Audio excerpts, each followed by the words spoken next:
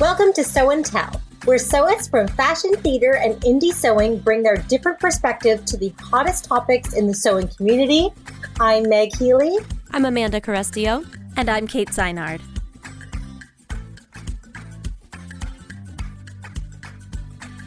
Today on the podcast, we're talking trends for spring and summer 2020. We'll look at what's on the runways and how we can incorporate those high fashion trends into our seasonal sewing. Then we'll each review one of our favorite patterns for the upcoming season. We'll each share a little something in our SewJo segment, then we'll ask you to share something too. But let's just do a quick check-in before we get started. How's everybody doing? Doing all right. Yeah. Good. Glad to hear it. Anyone have an exciting weekend? Well, last night we finally took down our Christmas tree. That's exciting. Yeah, it's not like it was it was just the lights, but it was that corner of our loft just needed the light. So it wasn't the actual tree because we put it up super early and we didn't even decorate or anything because as we know, I was Grinchy this year. But then it was so ironic that I just had it up well into February. I had friends over on Saturday night and my friend and Julian, they're like, okay, Meg, if it's up in March, we need to have an intervention. I was like, no, my lights. But we replaced it with, we did some just home decor swapping, which is always fun to do. So yeah, just finally de-Christmasized my loft. Nice. Oh. I did something this weekend that I have never done before. And I kind of cringed to share it here, but I will do it anyway. And I went to my first monster truck jam, and we took all our kids, and just never made that happen. And it was actually so much fun to just kind of yell at cars loudly and cheer in the races. It was a lot more fun than I thought it would be. I highly recommend it. Okay. Yeah. Noted. Yeah. I actually have a confession.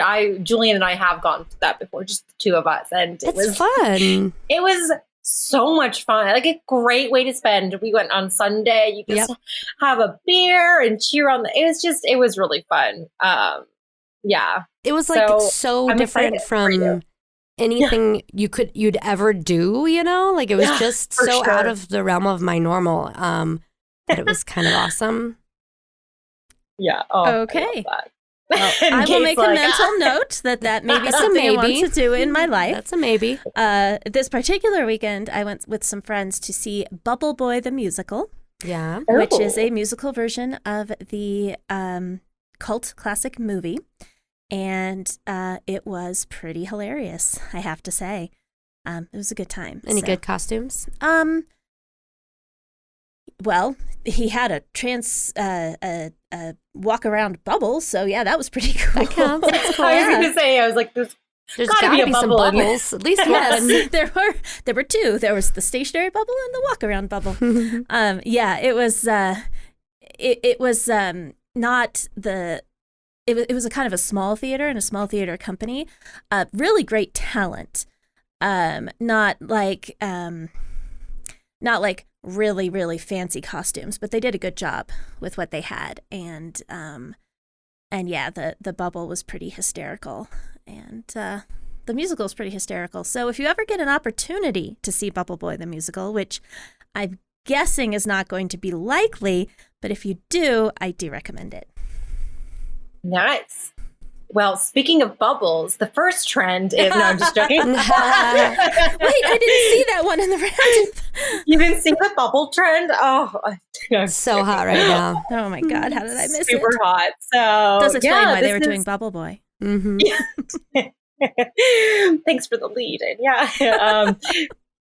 Speaking of trends, well, this is our kind of... I guess we do this biannual, I guess. Yeah, we usually do it twice a year. Yeah, we do our trends episode because trends are changing. The designers are putting their new collections on the runway, but there actually is Fashion Week going on right now, but it's for fall 2020. So I'll be referencing trends that were kind of recapped and shown back in September, because they always show and before. then in another 6 months, we'll talk about the ones they're showing now. Exactly. We'll be talking in September. We'll be talking about the ones that are showing right now. Yeah, because I always remember it's around Valentine's Day when, because I remember being in New York and going. It was, definitely around Valentine's Day. So I found a good recap. I always love Vogue's recap. This one's from Vogue UK, and I just kind of put together what I was kind of seeing myself when I was looking at all the fashions, even last September. So the first one up, I'll just kind of brief, like, we're not going to go super in depth because we'll link definitely the article, and it's super visual. I'll just kind of recap before we get started, yes, let's just point out that we will put the link to the roundup in the show notes. So if you want to open that up and take a look as we go through it, you should do that. Yeah. They have. I love when there's lots of evidence for the trends, and Vogue does a really good job of. So there's tons of photos and runway inspiration in this article. So the first one up, it's I'm pretty sure this will be my favorite, but it's neon signs. So in the past, trends have been really even neon green focused, which I love, but they're actually getting into some like the whole highlighter pack, as I like to say. You even got the blue in there, so it's just lots of highlighter colors. Though I do have to say, if you don't mind me interjecting. Oh no, anytime. I noticed that a lot of them were just a little bit softer than full neon. Just a tiny bit. And I liked that because the straight out like 80s blind you color is a little much for me, but I liked these. They were bright and vibrant and just a little bit short of being painful on the eyes. Yes, you don't need sunglasses to look at these ones. Yeah, no, that is true. That is true, Kate. They're a tiny bit more, like almost pastel-y a little bit. These highlighter colors. So I love that one. And I just will say, kind of overall, in this trend, for the last trend is actually the 70s rerun, but every single trend has a 70s twist on the trend. So really overall, when you even divide up the trends, a 70s style is reminiscent between all of them. So that's like the biggest one. So even you'll see in these neon ones, like 70s silhouettes and so just a short note. And then, short note leading me into the next one. So short suits, which I don't even know about. So it's basically a suit with shorts. So I'll just leave that there. The next one we have is Blank Slate, which is basically just lots of white dresses and kind of billowing silhouettes, just very kind of floaty, blank for very romantic, very floaty, and it's kind of what I interpreted it as is a nice blank slate for cool accessories and kind of beauty and stuff like that. So that's one.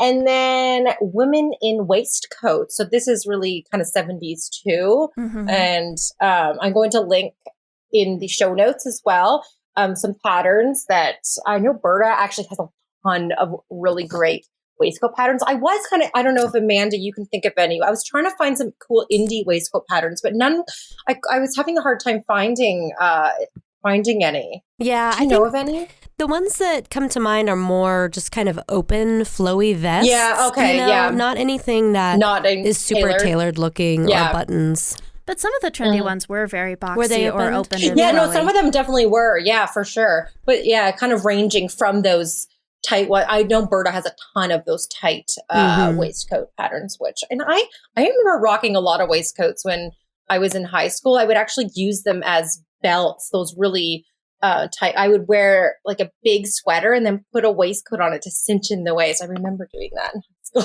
I feel like I remember that from the 90s. Yes, definitely. It was super nice. Yeah. And then we have Amanda's favorite next, cutout. Oh, yeah. All over this one. Except we've moved from the shoulder to the belly. So there's tons of kind of those midriff under bust, that triangle. There's tons of those kind of cutouts and kind of side cutouts. Ones, yeah. Side. It's around the waist.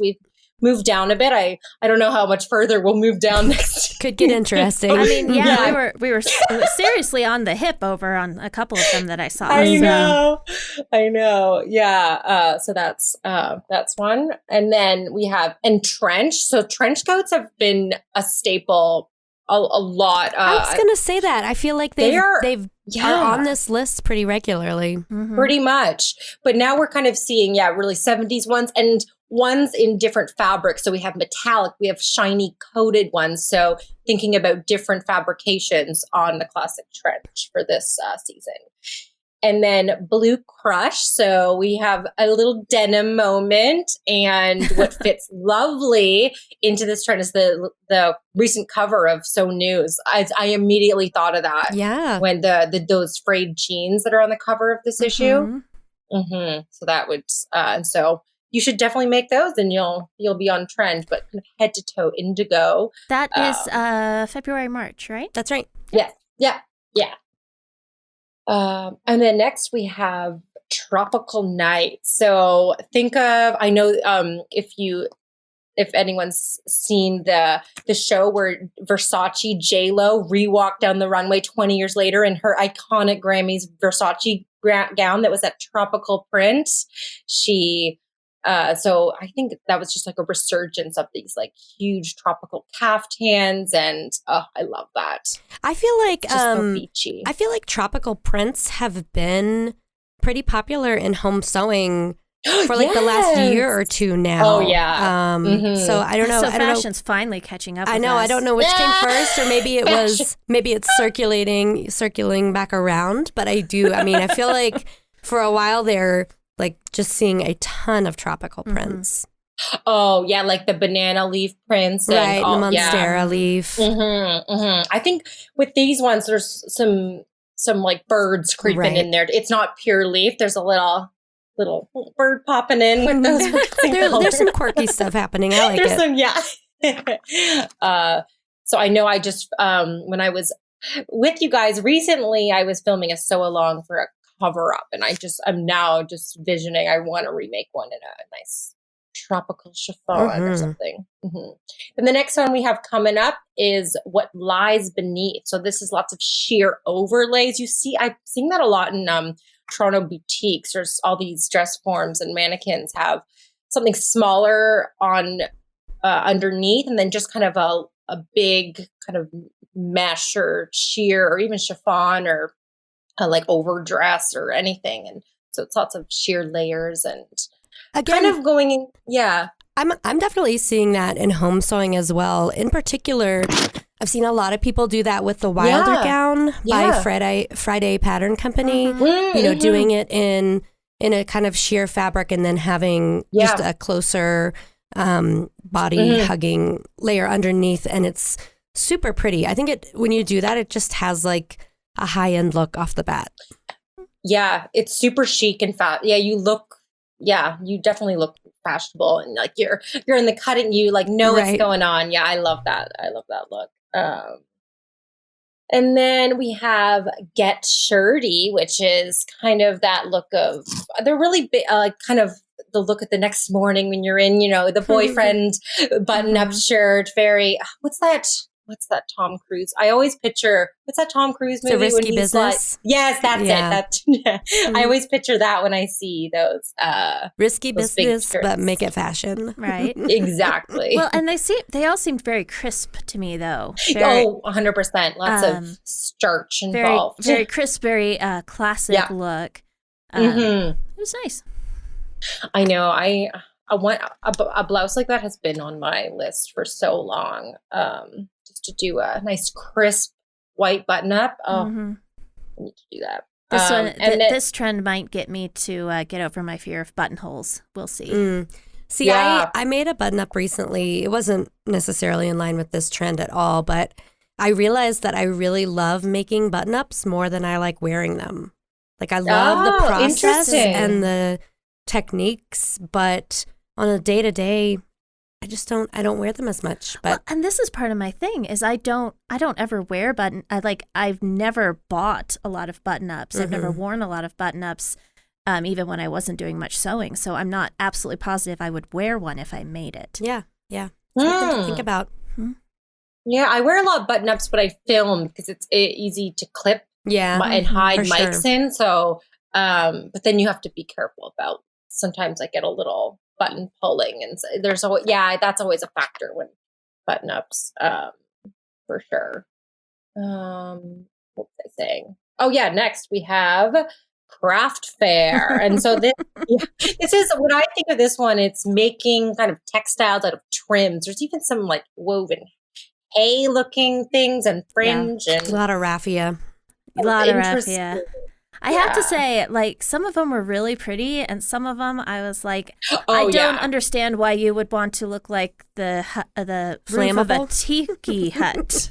Oh my gosh, tiki! That's like a hula skirt type. Yes, yes, or like the roof of a tiki hut. There was one that just looked like anyway, but some of them were very lovely. So our last one, we have kind of the 70s rerun, which we kind of saw silhouettes and colors and throughout all the trends, but this is just full force 70s with the printed suits and colored suits and big bows. And I mean, I love the 70s style. I think it's definitely the silhouette that I am rocking the most lately. Just kind of really high-waisted and then turtlenecks with all those colors. And I'm wearing a lot of stripes. When I think of my go-to outfit right now, I could just see like Donna from that 70s show totally wearing, and I love it. Yeah. So super into this trend. Me too. Yeah. So what's our most favorite? Let's say, like, not that you have to wear it or so. It's just, what are you just drawn to? What's your one that you like the most? For me, it's the tropical nights. I love those big tropical prints. Yeah. They're just totally calling me. And luckily, I totally can incorporate that into my sewing. So yeah. Oh, you totally can. It's probably because you were embroidering that 12-hour tropical pillow. Or I saw. Oh God, that thing took so long. What about you, Amanda? I had a lot of favorites on this list, actually. Ooh. I mean, I really do love the 70s rerun because I feel like I definitely have a lot of high-waisted pants, and especially maybe as the spring and summer come on, I feel like I've got a lot of, like, I don't know, kind of just stuff in that vein. And I almost feel like no matter what I'm making, there's just like a 70s vibe to it now. Yeah, for sure. Like the colors that I'm picking, I don't know, it just feels where I'm at. I also really like Blue Crush. You know, I really like dream of a day when I can just rock all denim. I don't know if I can actually see myself doing it, but it's good to have goals, something to aspire to. I love that look. Yeah. If you ever come visit me in Canada, you'll be embraced with your Canadian tuxedo. That's right. I love it. Yeah. How about you, Meg? Well, obviously the obvious choice for me is neon, but I wanted you to get past like the obvious, because if there's a neon green, obviously. So my next one is actually What Lies Beneath. I love the sheer. I'm just kind of loving that right now. Just the sheer layers, and there's a store near me, and they have lots of like sheer turtlenecks. I know that's not really spring, but I guess it kind of is. I know in Toronto it takes a while to get warm, but a sheer turtleneck can kind of take you a lot further. It's a bit cooler. Warmer, or no? It's cooler to wear. Yes, get the weather all mixed up. It's cooler, warmer, wearing something that's warm and cool weather. Oh, geez. Okay. So which one are you most likely to incorporate in your first spring-summer 2020 make? I'm going to go with What Lies Beneath. Nice. I actually just made a blouse that has the sleeves are sheer and the bodice is opaque, and I just love that combo. But I do have a lot of sheer fabrics in my stash that I never know what to do with, and I feel like this is a really nice way to actually use those. And I don't know, like I said, I feel like it's got a really high-end look, and it doesn't really even matter what you've sewn, what the pattern lines are. You know, it's just that like layer on layer look just adds a bit of interest and depth. So I love it. Mm-hmm. I'm seeing a sheer cardigan in your future. Whoa. I do have cardigan like queen. Yeah, like a kimono type layer in mind for this, for sure. Nice. What about you, Kate? Oh, well, I'm thinking that I might actually go with the blank slate, actually. Oh. I don't think I would really feel very comfortable in a like maxi length white dress. That seems like a little much for me. But I could definitely see for spring or summer having a kind of flowy white blouse. It's kind of gauzy. Yeah. And then pairing it, maybe throw in some of that blue crush, have a nice pair of blue jeans with it. Yeah. I think that's a nice classic look. So I don't know, maybe something like the wilder gown in it's more of a tunic length sort of thing, something like that. Super cute. I mean, I made 2 white things this fall, winter, and because I usually just swear it off because I will not keep it clean very long. I mean, let alone actually get through the sewing process without bleeding on it. And then wearing it is a whole different story. But I kind of enjoy wearing them. I mean, white is just so crisp, and I don't know, anything else you pair with it just kind of pops. And I think it's really pretty and subtle. Mm-hmm. The one that I'm actually most likely going to incorporate is actually the blue crush. I have Art Gallery fabrics. They have really cool denim fabrics, and they do. I have this one. It's a grid print, and I've been dying to use it. It's nice, lightweight denim. So I'm ready to sew like a boiler suit or like maybe a Zadie jumpsuit in the denim. So that's the one it's up next for my first make. So I'm really excited about it. You know, I have a denim Zadie jumpsuit.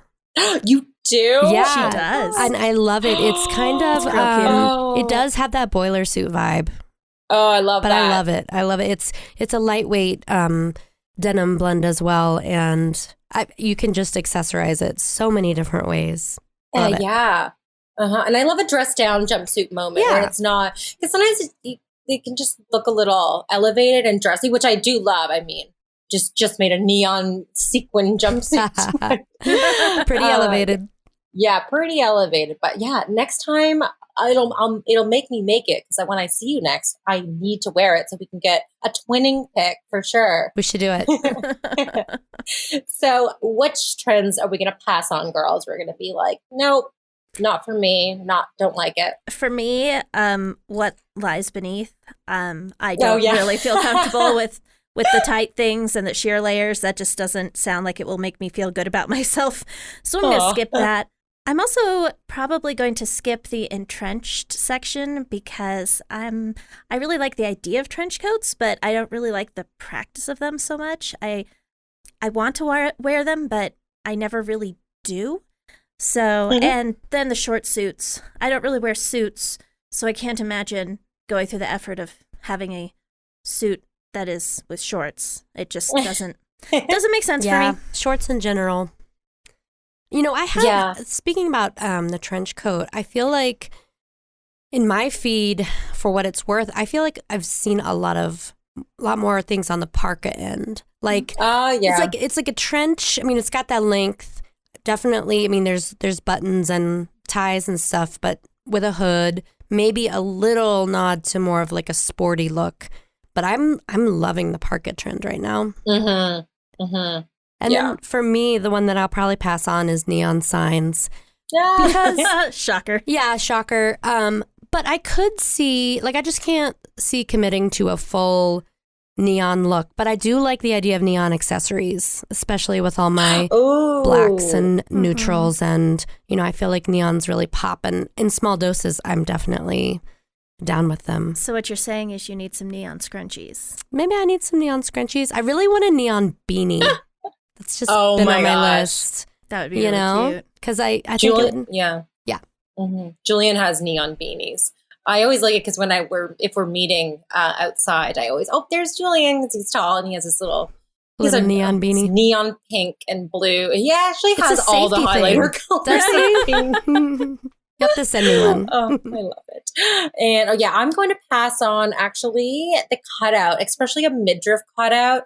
I just sit too much during the day, and that just doesn't seem like I would want that.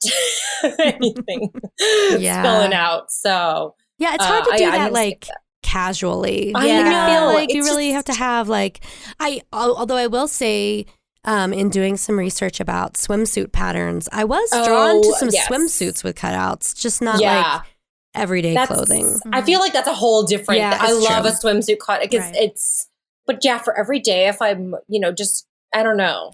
So I think that might have been the origins of the cold shoulder popularity, is because that's probably the only cutout that you can have that you can wear while sitting at a desk and not look weird. That's actually true. Yeah.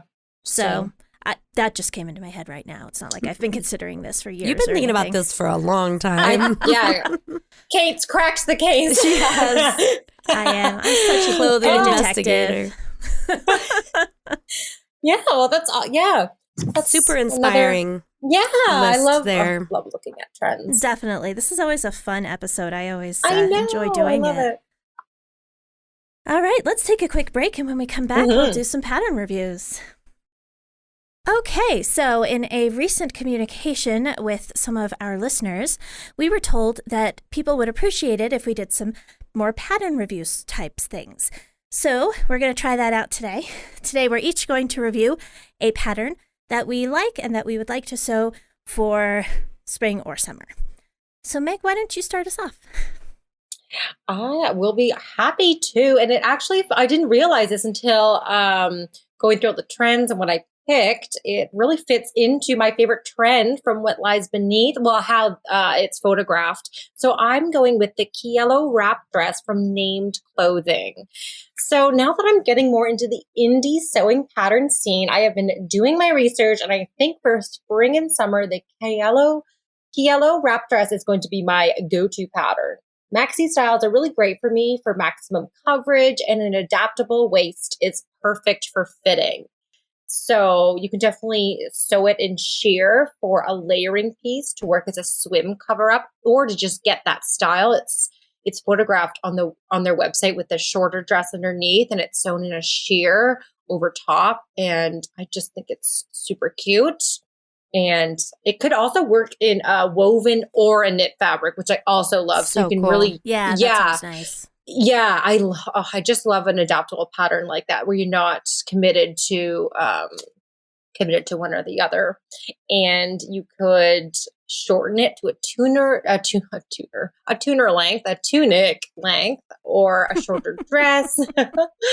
And one of my favorite things is that there is no closure required, so you don't need a zipper or a button or that's always nice. Slip it on, and then it has this. I just love the shape of it when it's wrapped around, because it's not just the belt that's wrapped around, it's the side pieces. And if you sewed the back actually in another fabric than the front, you see the back panels peek through when you overlap them and tie it in a belt. So I think that would be super cool. And there's a walking slit in the back, and it's kind of more a little bit of a racer style neckline with the darts coming out of the armhole. I like when darts are coming out of the armhole. I think I like that dart location. And yeah, I think it's a really great pattern. I don't know if it's okay that I'm reviewing a pattern that I haven't sewn yet, but I've sure seen a lot of them, and they all look fantastic. Man. I know. I feel like this dress looks good on everybody.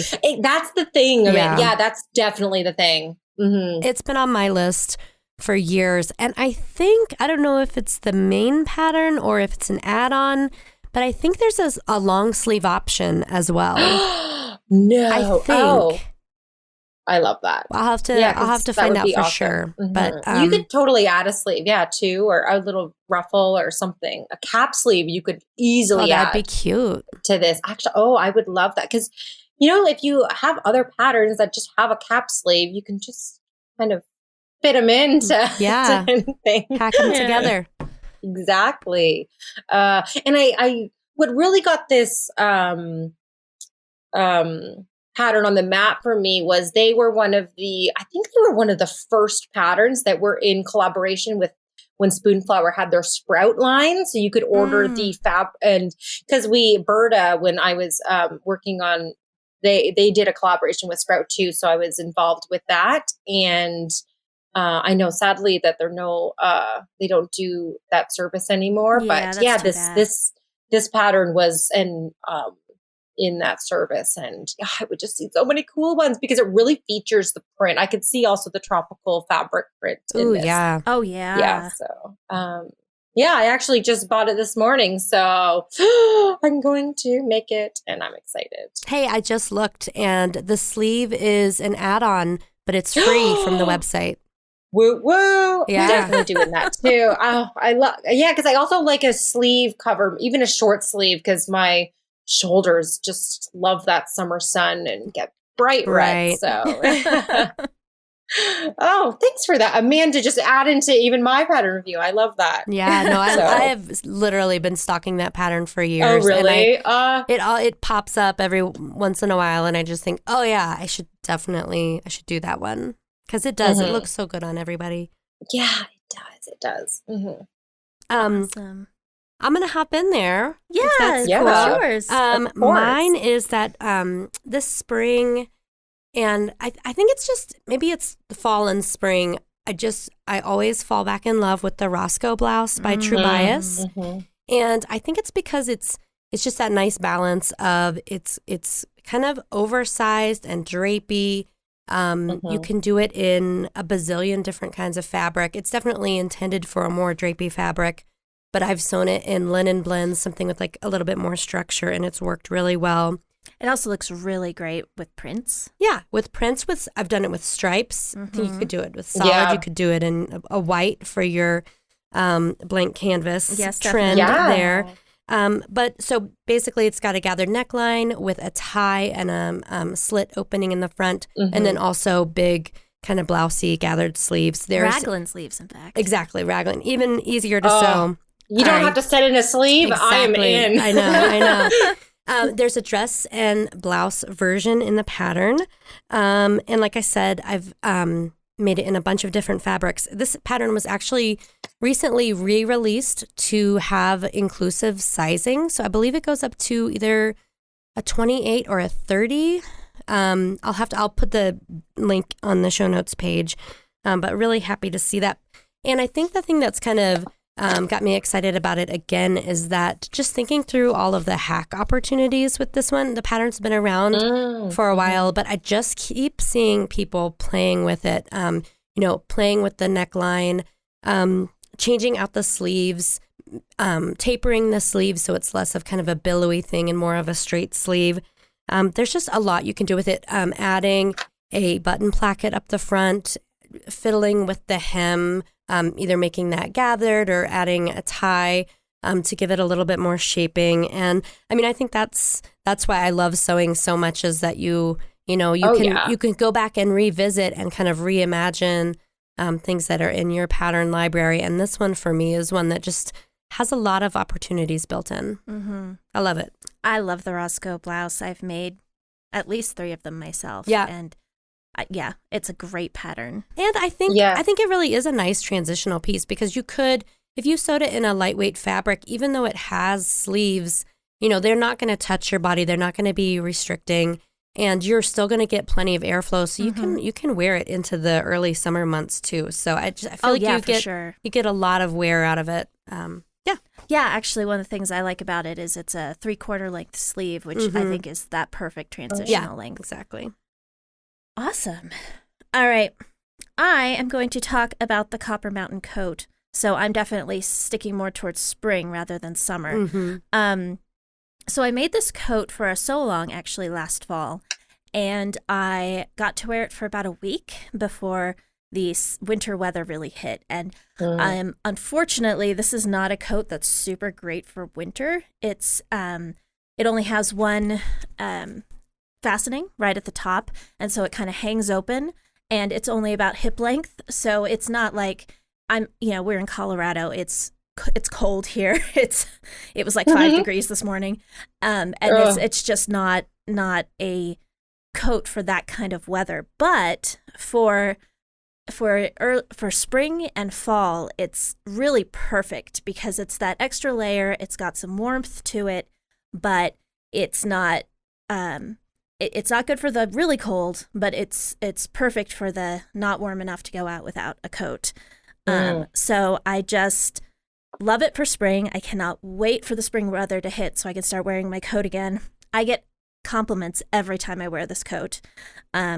And I kind of love that. What can I Bonus say? Points. I love getting compliments. Yeah. Really, I mean, every time I wear it, somebody's like, "Oh, I love your coat," and I'm like, "Why? Thank you. I made it." Love that. This one also has no need to set in a sleeve, which is a great thing about it. It's just a smooth. The sleeve is attached to the pieces. It has no attachment for the sleeves at all. It's just part of the front and back. So it's really great if you're afraid of sleeves. There's no lining required for it, though you can certainly put one in if you want to. So it's really great for beginners if you've never worked on a coat before. I think this was my first coat, and it's a really great place to start because it uses very traditional techniques for sewing anything, and so you don't feel like you're out of your element.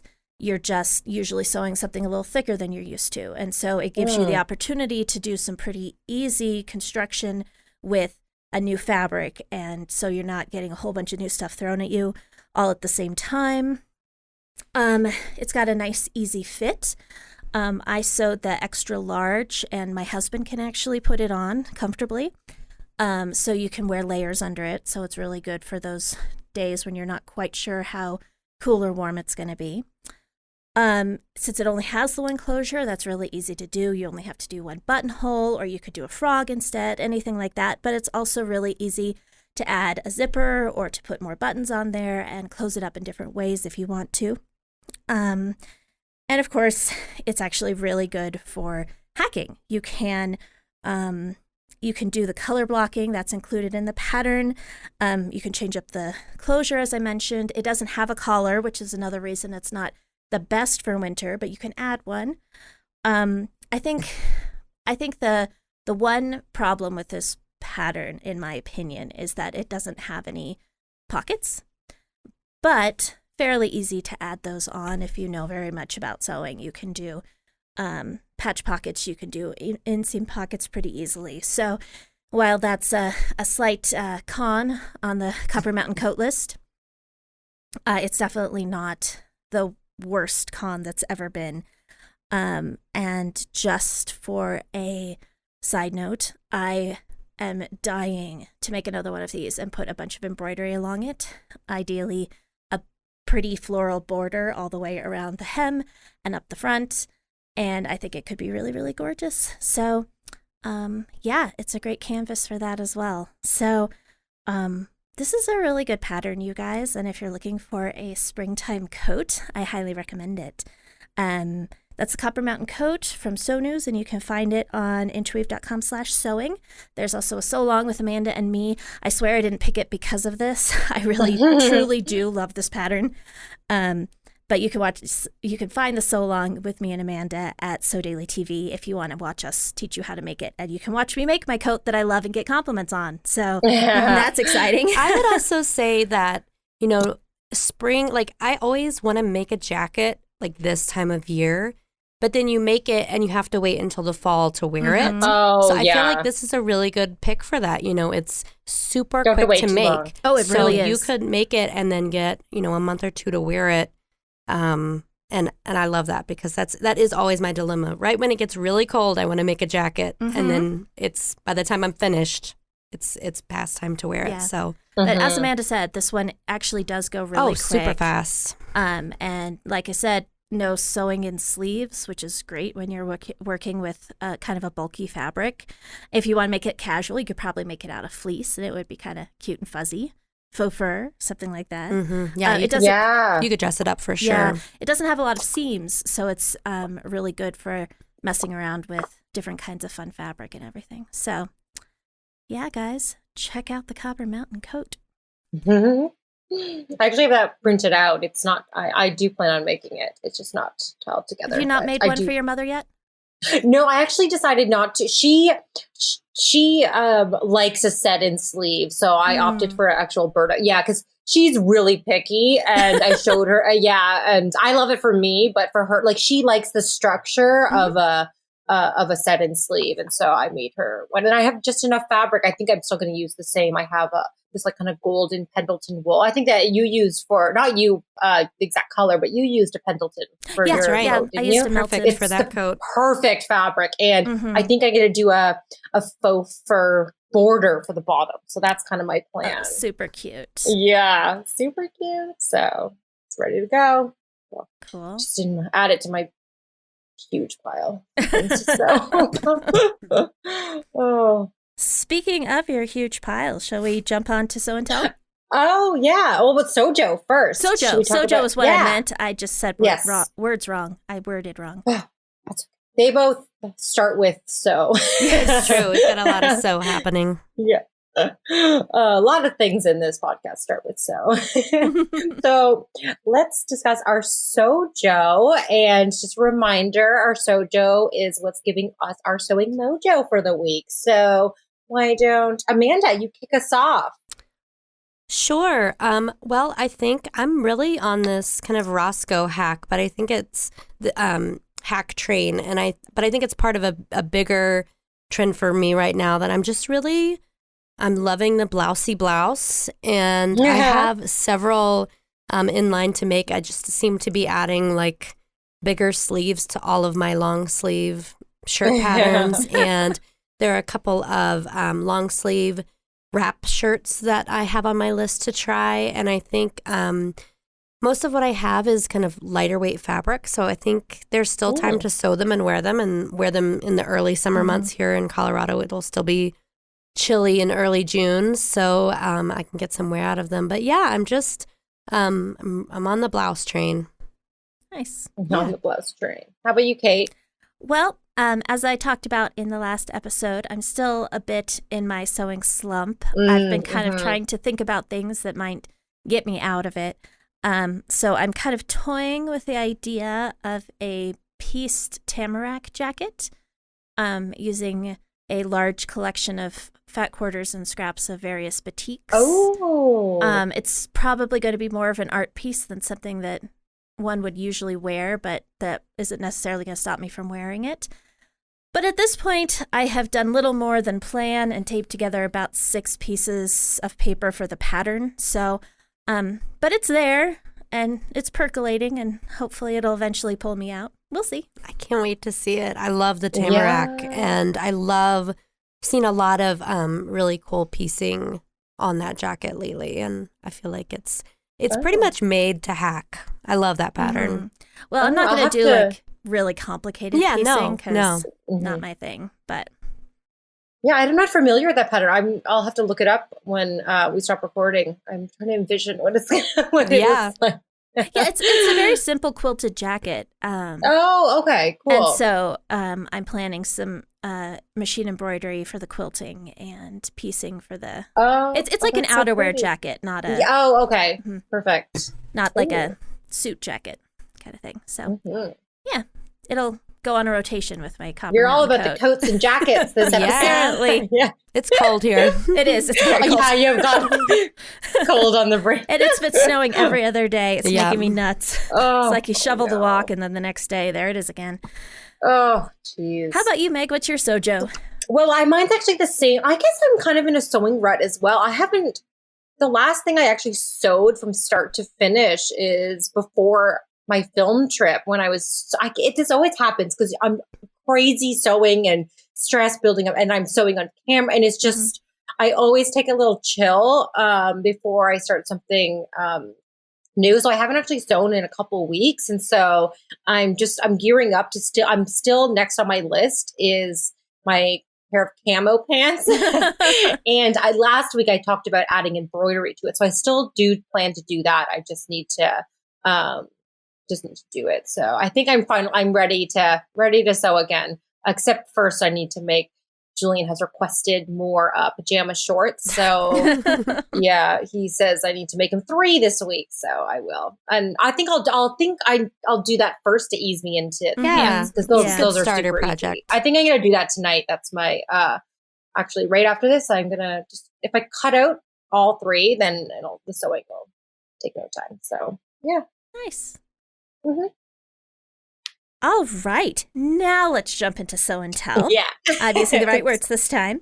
So last episode, we asked you, what's your favorite embroidery style? And we got some good answers on Instagram. So let's run through them. Amanda, how about you start us off? All right, happy to. We heard from Karina B26, who said, cross stitch, perfectly portable for safari trips. Yes, please. Also so handy that the Kruger Park sells tiny cross-stitch kits of indigenous trees, birds, and animals. Bought a baobab tree and acacia tree kit, stitched it while we were driving for hours looking for animals. Oh, that just sounds take so me nice. there. Yes. Just take me there right now. So I want lovely. to do that.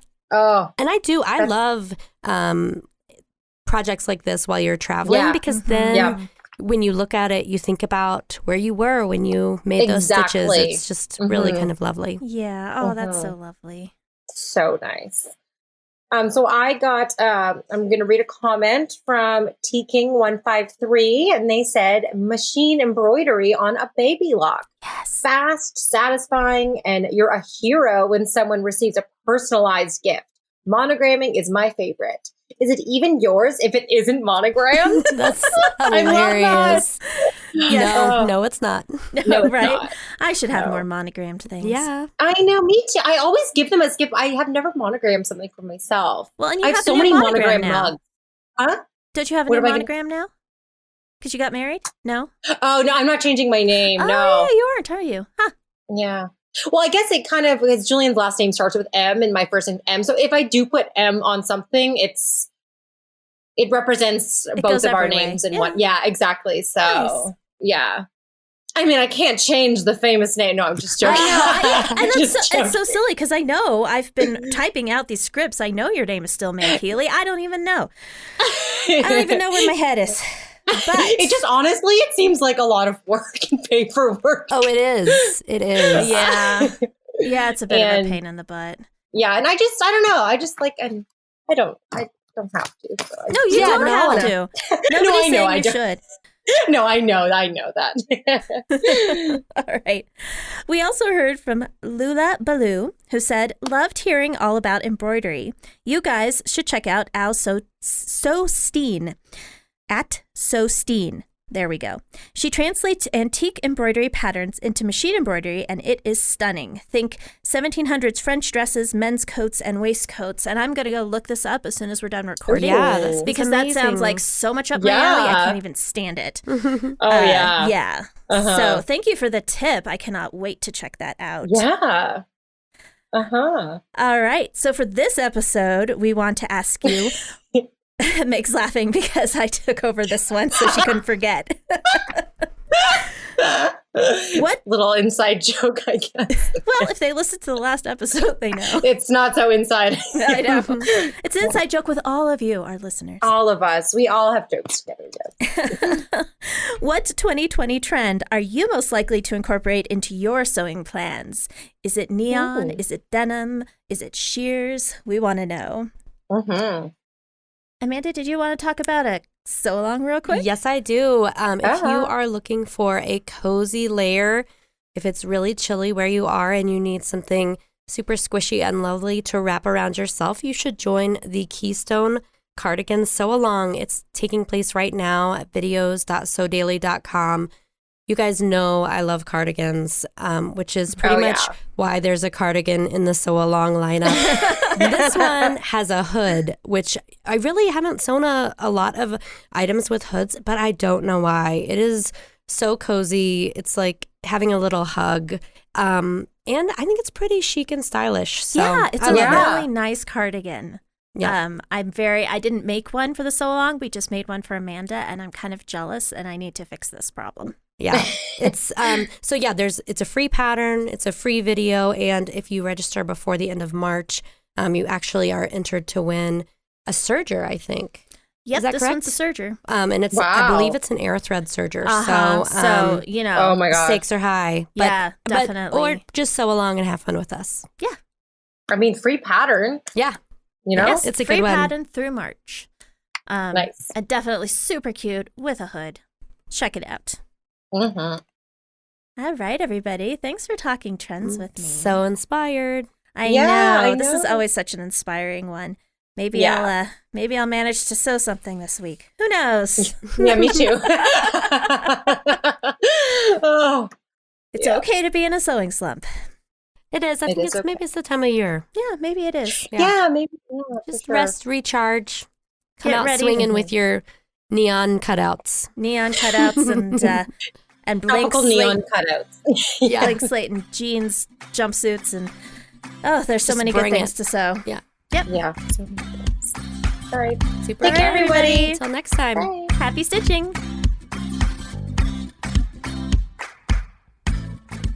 For links to everything we talked about in this episode, go to our show notes page at sewdaily.com/sewandtell. If you want to get in touch with us, you can email us at sewandtellpodcast@goldenpeakmedia.com or visit us on Instagram at sewandtellpod. Answer the Sew and Tell question, tell us your SewJo, or just leave us some feedback. If you enjoyed our show, please subscribe on your podcasting platform of choice. And please leave us a review, ideally a good one, because that helps listeners like you find our podcast. And tell your sewing friends about us too. Thanks for listening, and happy stitching. Sew and Tell is produced by Meg Healy, Amanda Carestio, and me, Kate Zeinard. Our consulting producer is Ron Doyle, and our executive producer is Jared Mayer.